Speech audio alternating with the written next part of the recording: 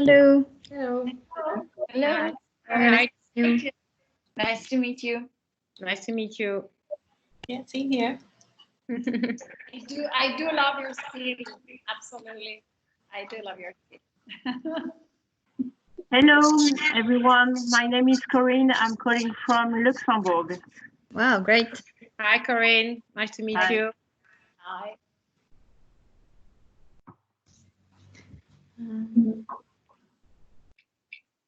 So we're about to start, but we'll wait another few minutes and see if more connecting.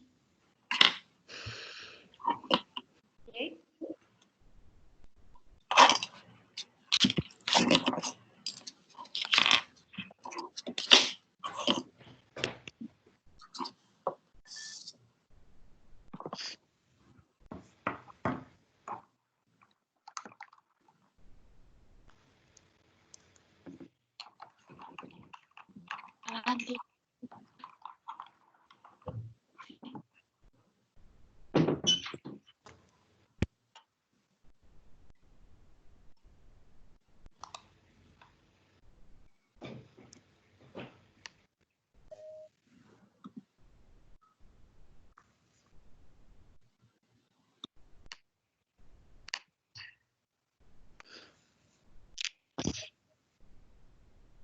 Everyone's connecting.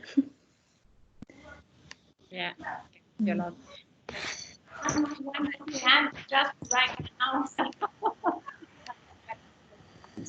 So while we are waiting for a few other participants to join, for those who are already with us, I just wanted to let you know that you can turn your camera on if you want to, but there's no obligation.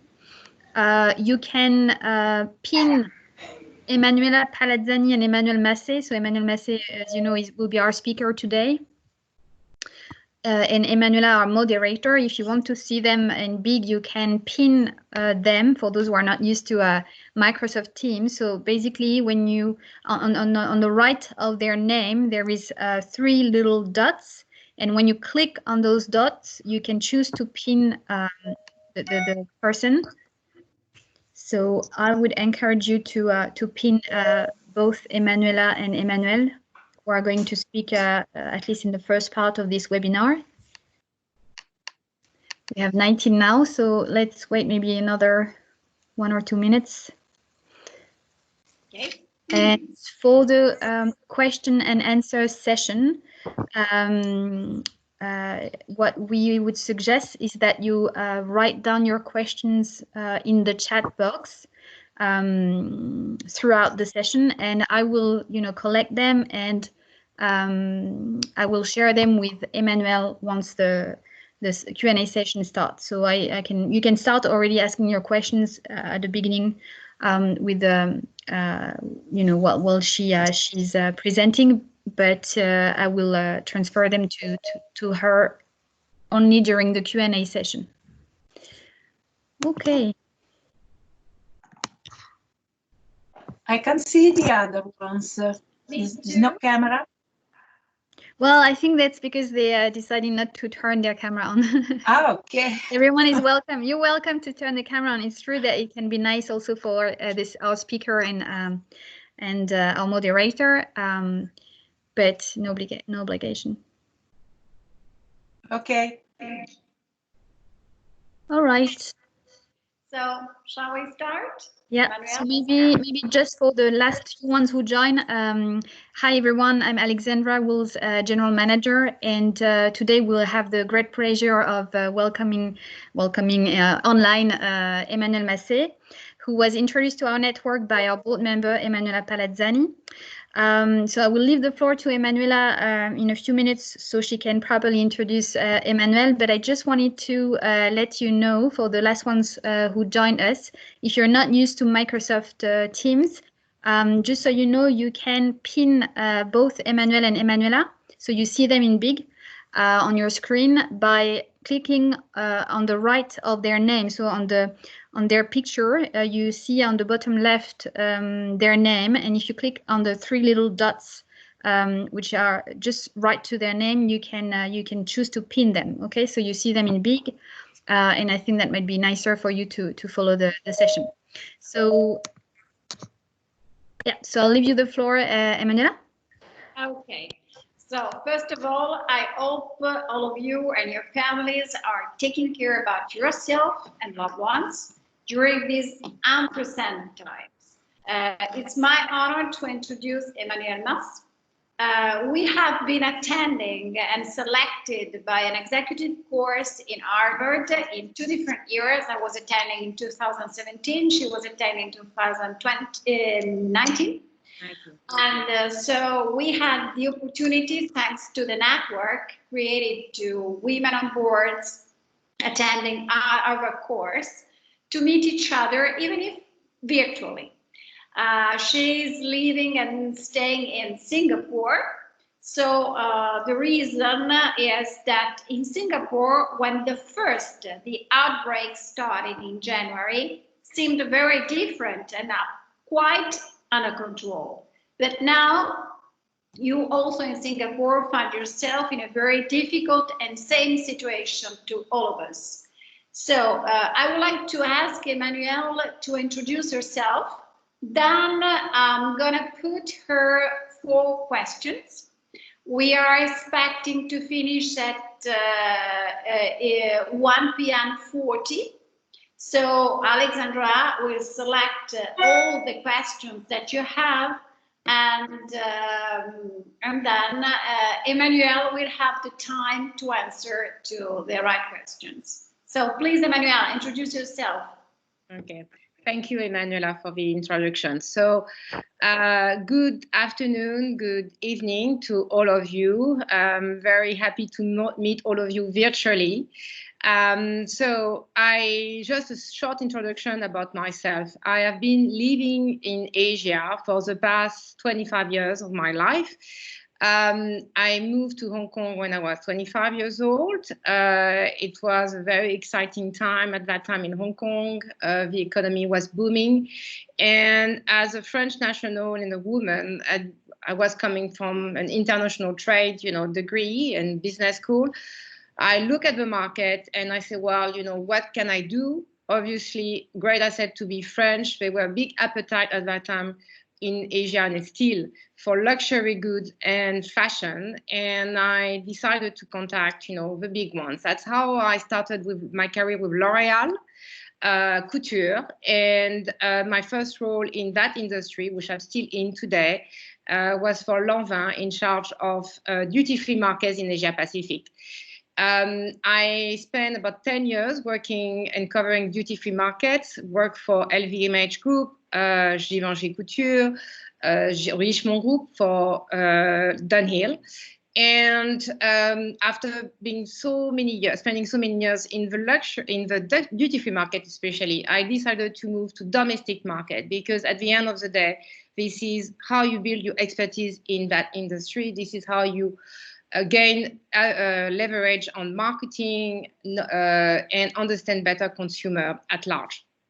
So I was very lucky because I was always in touch with LVMH, which was one of the companies following me. And my big role at LVMH was being in charge of Marc Jacobs for Asia Pacific. And I was lucky to be in charge of the East expansion. So I cover, the strategy from, management of franchisees to marketing, PR, merchandising, and overall brand strategy for Asia Pacific. So my time was divided between US and Asia, and it was a great time as well for me to understand more American culture at work. Although I have to say I had a bit of an idea of the US because I married an American in Hong Kong in 2000. I moved to Singapore in 2012, and this is where I live today.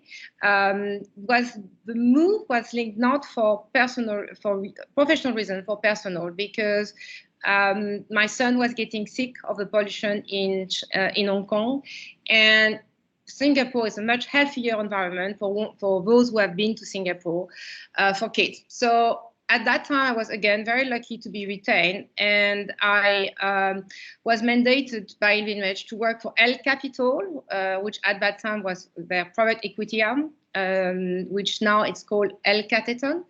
And they just invested in Charles & Keith, which some of you may not know. So Charles & Keith is the company I work today for, so since the past 5 years. It's a fashion accessory brand, only for women. We do shoes, bags, and accessories. And Emmanuelle is a big fan. That's how we start to, to get to know each other. It's not a small company. We have about 700 stores in Asia Pacific, in the Middle East, a big store online, and a big market share in China. My role is in charge of the brand strategy. It's a family-owned business owned by 2 Singaporean brothers, Charles and Keith Wong.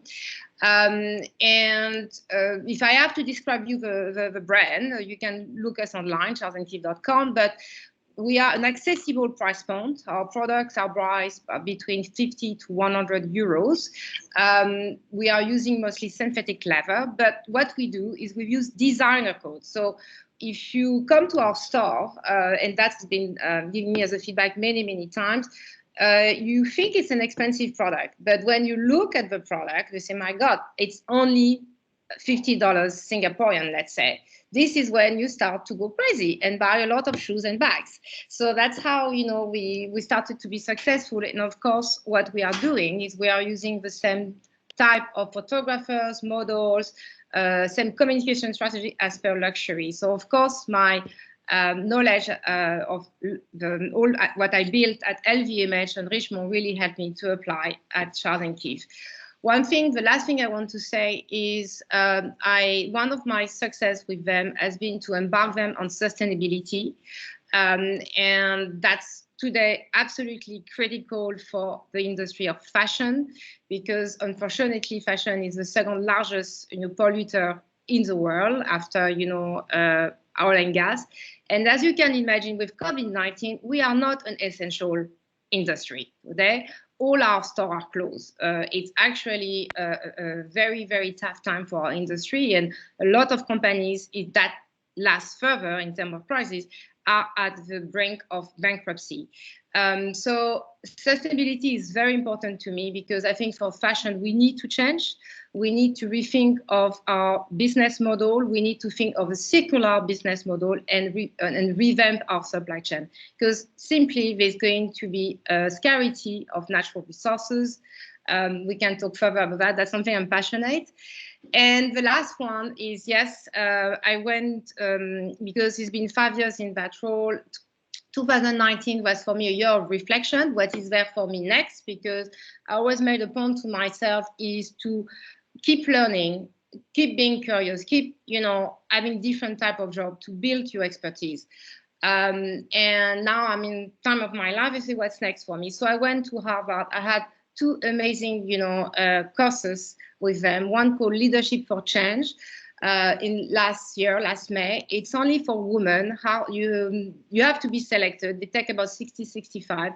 And these courses help you to be prepared for CEO roles, but not only, as well, it could be as well a game changer. So that was an amazing experience to me. It helped me to figure out what I wanted to be next. And one of the things I said to myself, hey, it would be great if I can have access to a board, because at the end of the day, there's not enough women on board of companies today worldwide. It's only 17%. I know what it is to be a woman and to be, going up on the ladder of your career. It's not easy. There's still a lot of unconscious bias going on versus women, versus culture, major work. And that's how I did the second one, which was Women on Board last December. So personally, I have one son, he's 16 years old. We are all right now in lockdown in Singapore, and things are good. And I hope your friends, your family are all safe, because it's a very, very special time we are going through. So I would like to start from this point for the first question that will be very short, and then we can go inside the economic issues from the Asian perspectives. First of all, pandemic in Singapore. How are you moving now? Because you are now in a strong lockdown than before with this epidemic return move, because at the beginning you were quite under control. Now you have a return wave. So please give us an advice, because we are close to the first going out after the strong lockdown, just to have an idea which is the perception, the risk, and what are you moving right now in Singapore? Thank you. Yeah, so I think, first of all, I want to say that the difference between Asia and the West is we had SARS in 2003. So this part of the world was a lot more prepared when it comes to, dealing with an epidemic than the West, because they knew what to do. Okay, we had masks, we had equipment for doctors, they already had the unit in hospital how to isolate patients, and they closed borders quite quickly. Not only Singapore closed its border by China in February, but Vietnam was very fast. Korea moves very fast. So here in Asia, for instance, as well, people wear masks when they are sick. It's not something you do unusual. So people have reflex about cleaning their hands, wearing masks, which are more in their daily routine because of SARS, actually. SARS was a really, it is still in the memory of people, and people remember what to do.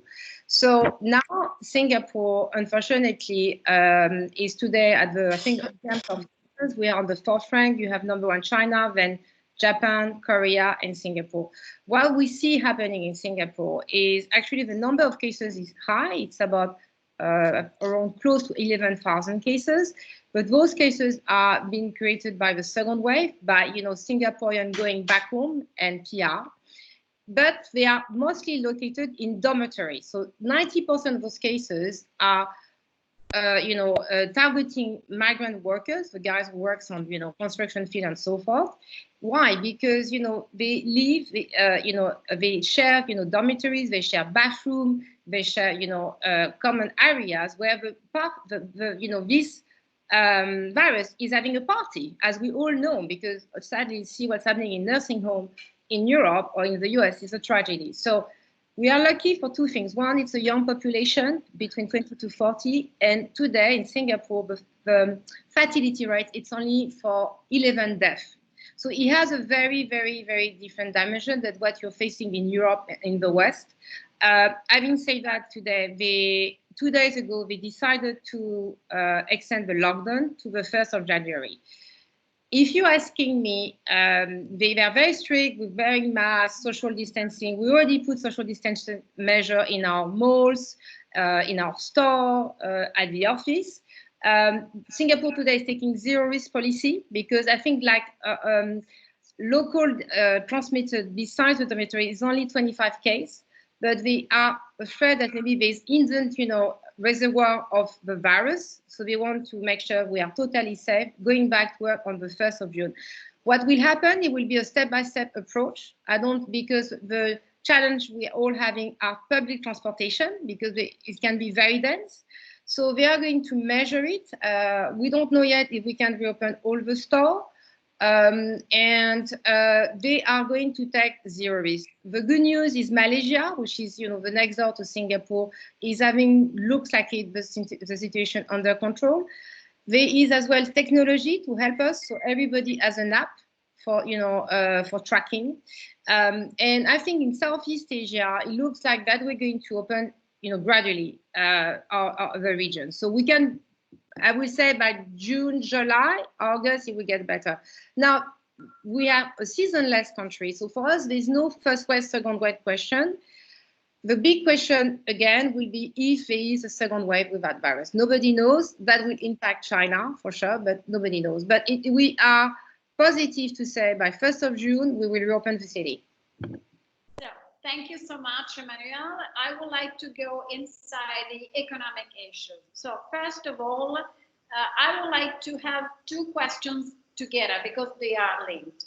First of all, your economic perspective, in particular for what concerns e-commerce, which is so important and so used in China, mainland China, and also in Asia.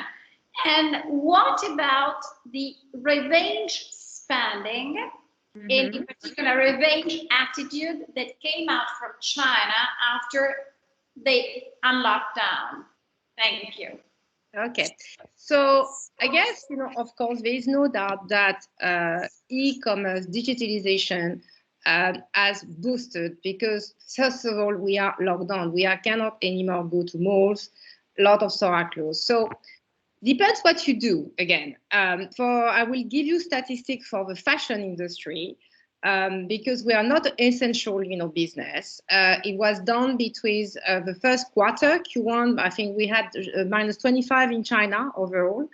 And I think Europe and US is about between 30 to -40%. That's the total numbers, simply because, people were not in the mood to shop. And I think for February, the statistics are until mid of March. Now we are seeing, a sign of recovery in fashion for Asia, okay, and especially China, because things are getting back to normals, okay. And what we see as well is how brands today and how, how they are marketing themselves online. So, and what do you do and what do you sell? So if I want to extrapolate for instance, like food deliveries, and for instance, I will take this e-retailer called Redmart. So they are #1 platform to order your food online, groceries, and to be able to, to send it to your home. Challenge they are totally overbooked because people are moving online for groceries. And you have to wait, 5 days to 6 days to 7 days for them to deliver. So for sure, for some retailers, they are totally overloaded with requests for essential, and they cannot supply. It could be because out of stock, not enough delivery service available. And as well, we see for regular DHL inter-region, like if you send DHL FedEx, it takes a lot more time because there's a lot less cargoes. So even if you have a demand for your products, you may not be able to fulfill it because all the supply chain is being disturbed. In terms of digitalization, there is no doubt for any businesses today, it needs to be your priority because it will take a jump. Could be 5, 10, 15%. So for China, for instance, and there's one brand we have done that very well is Nike, and they have used, as a platform Taobao, but doing influencer marketing. So they are doing live stream event, which now it's becoming more and more popular. So using could be an influencer or personality to promote online the product, which we can buy directly. So I think Nike has been able to do it in February and March, and they have seen a spike for that particular product in sales by 30%. So it's for everybody, whatever, industry you're in, it's for sure a priority. I would say sustainability is going to be another one, but it's a big boost on digitalization. And the second thing we know that is not only for millennials today, but as well generation which are in the 50s, 60s, 70s, we were not primarily e-commerce, shoppers are becoming e-commerce shoppers. So there's going to be new opportunities. The last thing for sure is as anywhere else, home products are doing very well. So like leisure wear, staying at home, that some categories do well because it address your current needs being locked in your house. And what about this revenge spending attitude that came out in China and if you see somewhere else in Asia? So the reaction to spend after lockdown. Okay, so yes, it is happening. It is happening in China. I was talking to my ex-colleague from LVMH, and they were telling me that they are seeing a huge comeback. Okay, more again, luxury is different because there's less product available online, so they are using like working more on pop-up. But 60, I got numbers like apparently LVMH is back to 60% of their sales versus the regular month. So it's quite good because still footfall in China is not there yet. Okay, people are apprehensive, and that you will have this impact. Same thing in Singapore and so forth. Like people are apprehensive to go back to malls because it's like. I'm sure that's what it would be relevant in the West would be terrorist attack. You're afraid to go back to take a plane, to go back to a public place. Same thing with the virus. So it will take some time, but yes, there is revenge spending. For instance, there were like a news about Hermes, a new store opening in Guangzhou, and they had a record sales that day. They did over $2.7 million in one day. Wow. So that's a lot of money. So I guess the consumer in Asia is going to have a very different reaction than in the West and the US. Simply speaking, because we are living a different culture. First of all, in Asia, we have the growth of the economy is much stronger than in Europe. I think we were all looking at a growth of 6-7% this year. It looks like China, for the first time, is going to have a slow growth by, they are looking only at doing 2.5%. Southeast Asia, it really depends, but they are looking at growth between 3 to 5%. So looks like that we're going to be able to catch up by Q3 and Q4. So the maybe not a V-shaped recovery, maybe more a U-shaped recovery. The consumer in Asia is, they came to consumption way later than the West. Okay. Sorry, I must apologize. I interrupt you. Sorry very much indeed, because my husband has arrived, and now I get in the kitchen to cook some food. I send you a big hug all together, and I hope to see you soon. Bye, and thank you very much. Bye, Emmanuela. Thank you. Bye. So thank you, Antonella. So what I see personally is like the consumer in Asia is still very in need of consuming. Okay, so I think mass consumption is not going to disappear. They are going to want to travel again. So obviously, in China, we see domestic travel is picking up again. Okay, so that's a very good sign. Aviation numbers today are very important to watch, because you're going to see what's happening in terms of economy. Because we used to have such an intense, inbound urban traffic that today this is quasi nil, and when you think, that today the fleet of Singapore Airlines at 96% is grounded, same thing with Cathay Pacific, that makes you think how deep this crisis is, because we are all the time, connecting, exchanging, and traveling. So that numbers are quite big, but those, for sure, there's no doubt in Asia, they will go back, they will, spend like crazy, and want to experience again, this world of consumerism, which I think may be quite different in the West and the US, because your reality is very different, because it's very tragic what's happening where you are. Versus here, it has a different feel. And I just say that just talking to different people in Singapore and talking people in the US and in Asia. So yes, we will see it is a revenge spending. Of course, I think for China, it's worth to say that their GDP at 60% is linked to consumption. Okay, so and I think China is going to look, and they're already talking about it, to relocalize some, industry or some manufacturing production for textile, for instance, to relocalize from Cambodia, from Vietnam back to China, because they want to focus more on their own market. So I think it's worth to note it.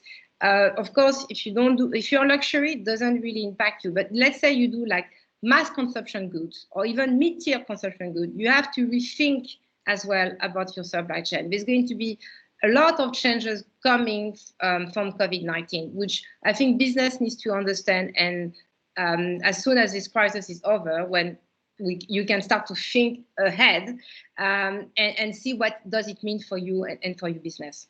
But it will be a different world. And the last thing I want to say for sure, if you do if you are linked in the travel retail industry, it's going to take time. Just a piece of information: we have 4 terminals at Changi Airport. One is been closed, T2 terminal, for 18 months. So that gives you an idea how long they think in Singapore it will take us to recover to go back to pre-COVID-19 traffic. So thank you so much.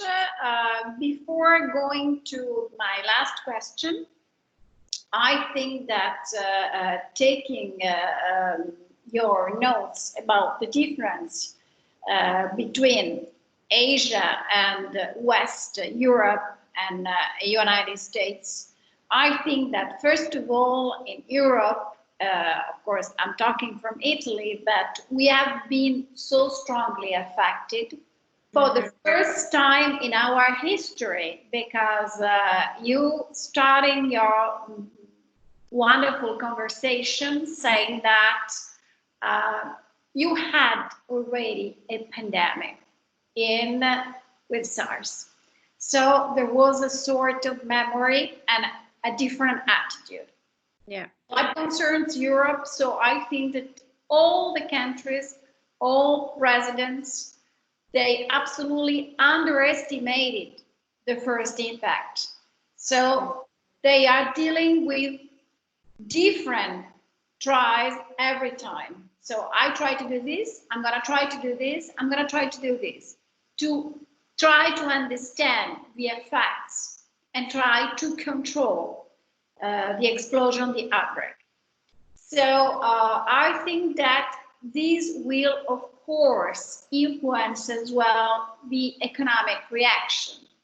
So now I introduce my last question. So what we have seen in Asia is that there is a reaction, there is still a consumer attitude, a spending attitude. Here, already in the past, we had a different attitude to consume. And now the most important problem is to really understand what will be the reaction. So from the economic point of view, should we are going to have a V like Venice or a U letter in terms of re-spending? What we can see is that in Asia seems to be the first issue, so a V, while we are expecting a reaction like a similar U in Europe and United States. First of all, what is your Asian perspective, and what is your personal intuition about what is going to happen in Europe and United States as well? Well, I think it's again, I mean, that's a very big question.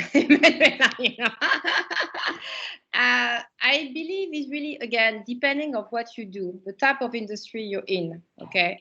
In Asia, yes, I mean, they will be, like we think, when we call, the V.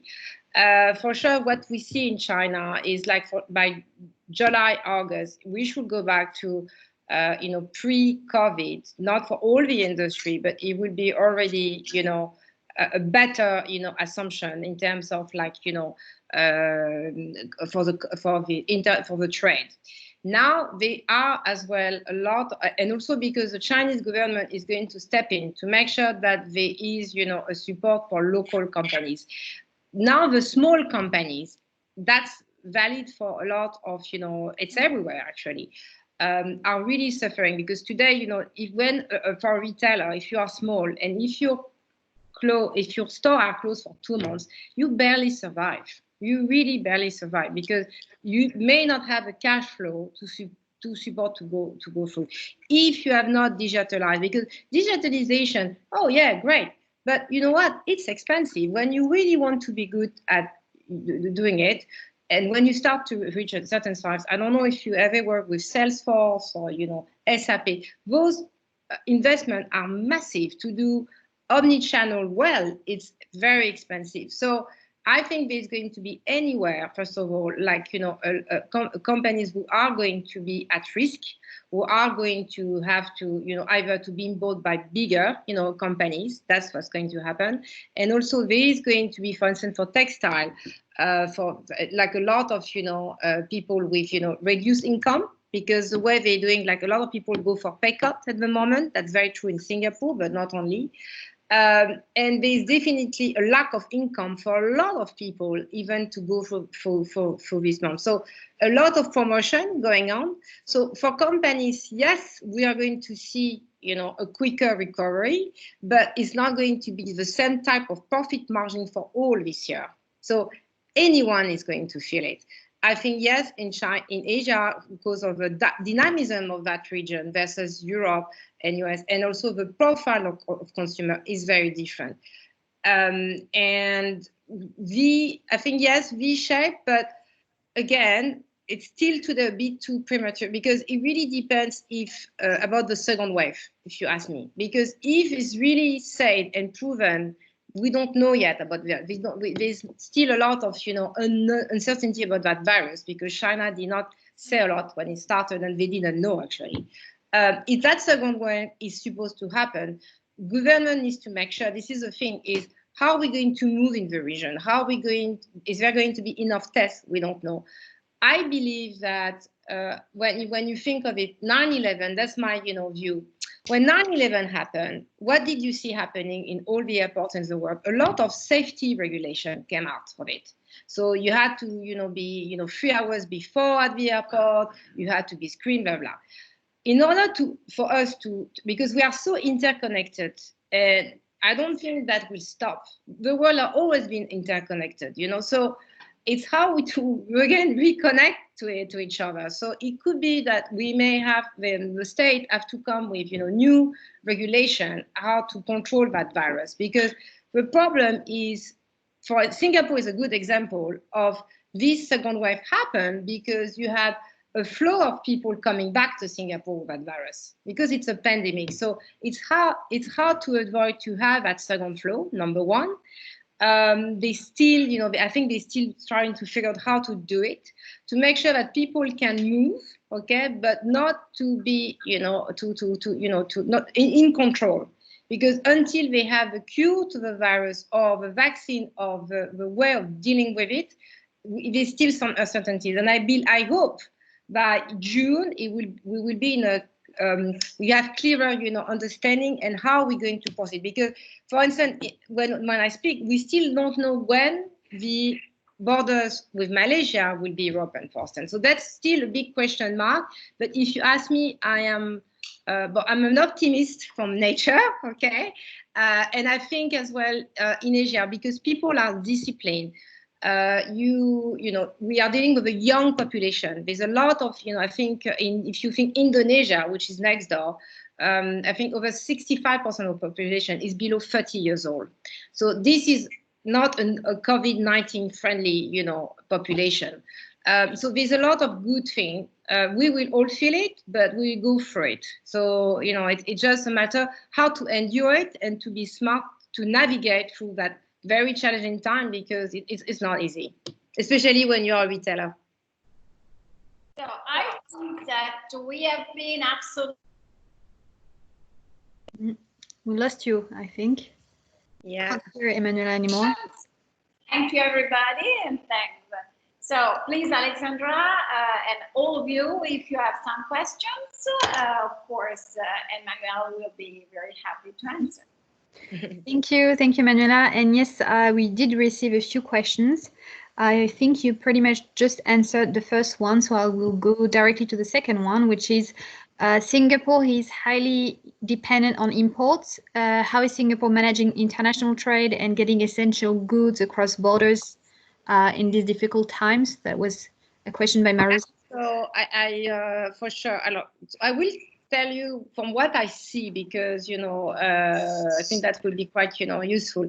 So we see product like, so at the moment what you have mostly is grocery store open. So we see product getting out of stock because there's been as well this panic buying attitude. Okay, so the first panic buying attitude when they declared the lockdown with lockdown the border in China. So that's for us. It was the first week of February, where you had kind of those chaotic scene at supermarket. But then they replenished. So now I can see that there's no more flour, there's no more mustard, for instance, or different brands. So I think it's not that it's out of again, it's about the freight, the cargoes available, because there's a lot less flight around. So yes, we are feeling it, but they had as well a very planned, well-planned, stock management for essential, because we have plenty of masks, we have plenty of sanitizing gel, and food is not missing, of course not, because I think they had like 2 years of planned food already in Singapore. So you have plenty of stock here. It's a very well managed city, and they are on top of things here, thank God. But yes, we see it because simply because of the disruption today in air freight and the lack of planes. So yes, we have some disruption. Like I think like anywhere else, because I was talking to my sister in Paris. In Paris, apparently, it's difficult to get eggs at the moment, and flour, apparently. Okay, wow. So then we have a few questions on the topic of corporate social responsibility. Yeah. So one of them is, what do you think will be the role of sustainability in corporations after the crisis? But it's quite related to the other one. So the other one is, how can the private sector effectively support the COVID-19 response in terms, for example, of CSR initiatives? And if you have any inspiring example from your company or from Asia in general?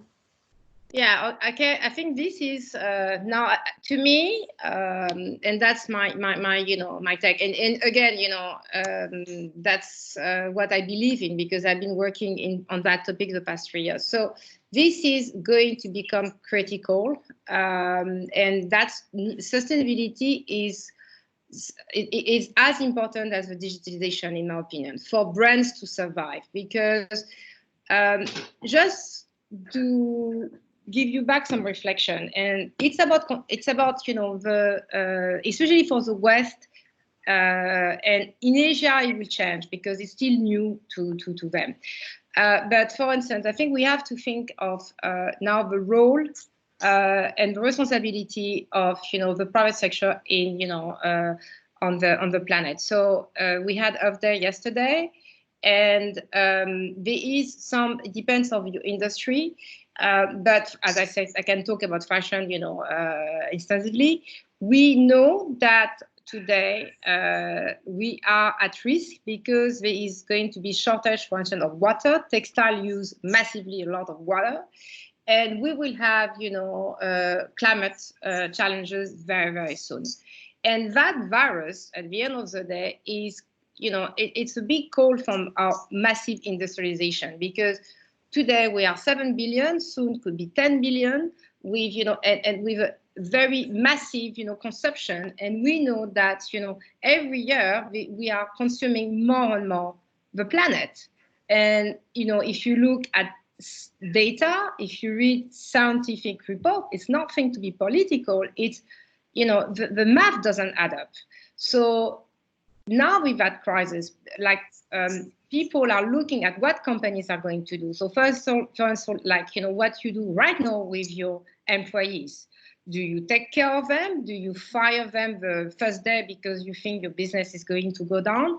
And you see, in my opinion, very different, perspective and position in Europe versus US, for instance. In Asia, it's in between, I would say. Government like Singapore have been very supportive for companies, for instance, like giving subsidies up to 75% of salary for Singaporean to help them to pay for salary, because we don't have social welfare like you have in Europe. But now companies, have to think what will be relevant as a brand for consumer in 5 to 10 years. And I will think only one thing, and I look a lot about consumer. The COVID-19 generation are going to be Generation Z. So for instance, I have my son who is 16 years old. He will remember, the COVID-19 year. He will remember to be locked in his, I think kids today are very worried, because the question is, are you still going to have a job? Is my grandma going to survive? What does it mean? Why this is happening? And they read, they have access to internet. So they are going to be, in my opinion, the generation, we are going to be the push factor of sustainability. Millennials was a generation of share economy and social media. Each generation is a sustainability generation, because I think we are going to be a challenge as human rights if we need to change. But when you want to do sustainability or CSR, it has an impact on the entire company's organization. And when I think organization, I mean bottom line. And I've been dealing with it with Charles and Keith. I can talk by experience. So it's a long-term perspective. Companies who do well, I think there were a lot of, you have a lot of actually reports on this on TV.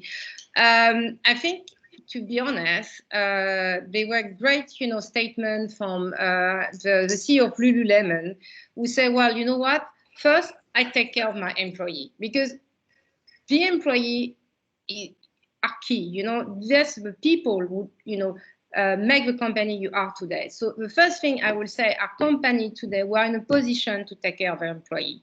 Then if they are in a position to switch to their, their supply chain to provide, like you have LVMH, there's a lot of companies doing good things, like, so, okay, I'm not going to produce my couture dresses, but I'm going to produce like gowns for surgeons, doctors, producing like face masks, because unfortunately, I know in France, there is no today face masks available. This people will remember, because they say, okay, this company I can trust, I can buy the product from, because they did something good during that time. It makes sense. And I think a lot of things is going to be about making sense nowadays. But again, to do it, it's not, when you embark on sustainability, CSR is donation, so you can look at your P&L and say, hey, I'm going to be a profit of XYZ. I need to do it because I want to do it. It's always a good thing to do, but something you can do when you want to do sustainability, which is meaning changing your supply chain, is a lot more complex to do, because it requires a long-term investment and has an impact on your profit margin and EBITDA. So it's not easy. Right. But it's critical. To me, it's going to be what will make the difference. And I think it's not the last time we have a virus. We are going, and if I look at it, SARS is only 17 years ago. China has wet market, and they have reopened the wet market, so that culture is still there. We may have another pandemic in 10, 15 years. It's possible. I think it's something we are dealing with, but it may happen again, because I don't think we will change so much, because change is very hard, but I think we may have to deal with another one, because there's a lot of virus. You think of it. You have MERS, you have the swine flu, the bird flu. It's not that it's not been happening. It's been, actually, we had a few. The only thing is because it didn't come to a pandemic, and it didn't have that impact, especially on the West. So they are epidemic quite often, actually. But the most happening in Middle East and Africa. This one is different, but it doesn't mean that it will not re-happen, and it may. That's what I think. All right, thank you. Don't see any other questions on that topic, but Jean is asking you a few more insights on So you mentioned companies relocating their factories back to China to support domestic markets. But she says, you know, we tend to think that people were actually would actually think twice before continuing to rely on China, you know, as a factory of the world. Yeah, I think I'm talking about like Southeast Asia. This is about, you know, that is looking at China, which has been delocalizing cost of, you know, cost of production, textile, for instance, to Cambodia, Vietnam, and Bangladesh. Okay. And as a fact, China, because they just need to provide, you know, more jobs for the Chinese, for their population, may send back their, you know, their factories plan for China and produce product for China. So it's like, you know, if you want, like Trump is doing with the Made in USA, Make America Great Again. That's kind of like, you know, protection and like same type of strategy. So this is happening. And for Southeast Asia, for textile, it's very challenging because country like Bangladesh really depend on, you know, textile. I think it's 80% of their total industry. It's already about 5 million people lost their job, not paid. It's going to be tough time for the textile industry in this part of the world. But it doesn't mean it's valid for all the industry. I know about textile. Okay. But I think, you know, for they will be for sure for certain certain industry, and I think it's for everybody for sure. They have realized they are too reliant on China. So I think some of, you know, there will be relocalization of some supply chain in Europe and in the US for sure. But China is already preparing for their own market. It's a huge economy. You know, it's 1.5 billion. Their GDP depend at 60% of, you know, local consumption. So they're going to focus on their own country. Well, so the following question is still kind of about the relationship between the Eastern and the Western world. So the question I'll ask, it's a long question, so I'll just say the last part, and if you don't understand, I'll go back to the beginning. But in sum, should the Western world have more confidence in the Eastern world, or should the Eastern world have more openness to share useful information for the human good? Oh, okay. I think, to be honest, and this is what I see, you know, I think it's a very deep question, how to answer this. Because I've been in Asia for 25 years, and I can just, from my observation, you know, the relationship have really changed. 21st century, there is no doubt, is the century of Asia, where, you know, USA was for the 20th century. So I think Asia is in it, especially China. You can see that, you know, they want to be recognized as a leading country of the world. There's a lot of pride coming out. So there is, you know, a need. So I think we are living a very interesting time right now, because, you know, you have a rise of the rise of the East, and the West is very kind of puzzled, because what's happening, we've just been sharing resources. You know, before it was mostly a West-dominated world, and now the game is changing. So it's more like, you know, getting to deal with that as Western countries, and to acknowledge that, yes, you know, we cannot do, and the fact that, well, is a lot to do with geopolitical, you know, realities, which is, you know, the US today has lost its leadership in the world because of Trump. That's the reality. Before, all the West and the world in general, because it was not in the Western country in Asia, were looking up at the US to be the leader. Today, that leadership is gone. And China is trying to take some opportunities here in terms of being the leader. So it's very personal, because after it's depending where, you know, about, you know, your own belief and so on. I think that after this crisis, a lot of people in the West, and that's very sad, by the way, are going to really be angry at China because of that virus. So there's going to be some backlash happening, and it's very sad because, you know, that's definitely not a virus has no nationality, as doesn't understand borders. But there's going to be a bit of tension happening for people to go through that, you know, time. But I still believe that we are all interconnected. I think for sure there will be a rethinking of value system, because we need to change our supply chain just simply as well for climate reason. Okay, and I hope that, you know, we cannot live solo anymore. I don't believe in closing borders. Nationalism is impossible, because that's something called the internet. I can see coming up, like, you know, global citizen, and you have more and more, like, you know, young kids, they go to, you know, thank God, to different type of university. There's starting to be a universal language being built up. So that is going to be remain, but you know, you are going to see some, you know, like political trends, populism, and so on coming up to, about that. I think coming up stronger in the West. So I think it's going to be interesting, but, you know, I again hope that, you know, things will calm down, and it's all about being able all together to live as a, you know, as a human race, because at the end of the day, it's very important, because you cannot have a world like we have in Africa or Southeast Asia, which people don't have enough food to eat. And having countries who have enough food or doing even wastage of food, because people today are connected, they know.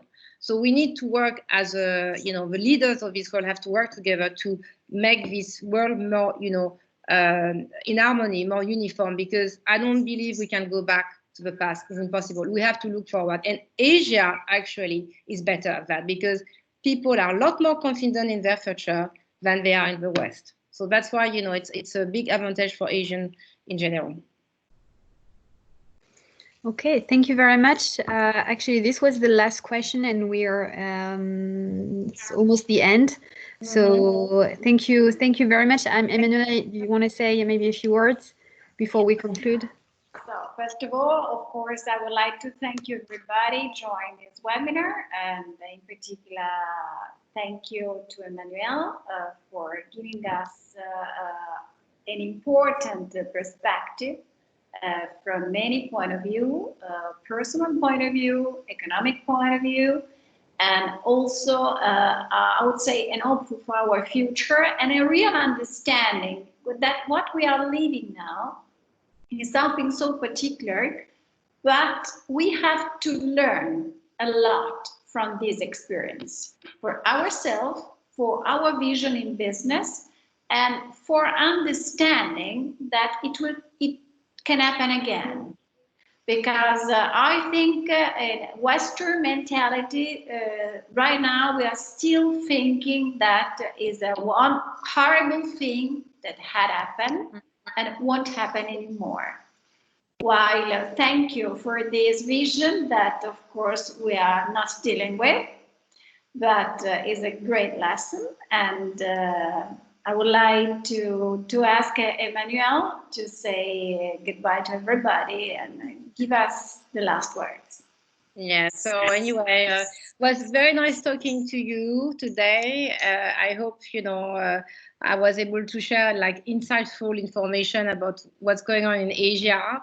And, you know, as I said to Emmanuelle, I mean, you know, we have not met yet in person, but one day I hope to have these big time meetings to see each other's face when we go back to a better and more normal reality, because it's nice to be all digital and virtual, you know, reality, but it's nice to see people face to face. Yes, thank you so much, and stay safe. Please stay safe. You are very welcome to one of our future events. Hopefully very soon. Yeah. And thank you very much again on behalf of our network. Thank you to all the participants. We had some of our members of the participants of our talent pool program. We had a few guests also from Women in Energy in Asia, if I say it right, and from across the world. So that was great. And I just take this opportunity to let our members and talents know that we have already released the date of our next webinar with our board member Marina Niforos, which will be about exploring women leadership in the aftermath. So that will be on the 6th of May. We are going to release today 3 new dates for new meditation sessions. So that will be on the 5th, the 12th, and the 19th of May from between 6 and 7 p.m. And we have another webinar coming up in May. I can't remember the date exactly, but we'll share this with you very soon. It will be with a representative of the European Commission and she will share, how is the European Commission trying to react with this crisis and what will be the next steps. And a few other meditation sessions coming up and a few other actually conferences in June. So keep an eye on your mailbox. Thank you. Thank you very much. Thank you. Bye-bye. Have a great afternoon. Bye-bye. Bye. Thank you. Bye-bye. Bye-bye. Bye-bye. Thank you.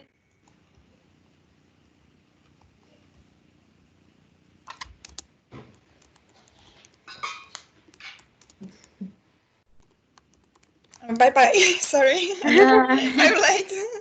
Bye. Thanks you. for the session. You're welcome. Is it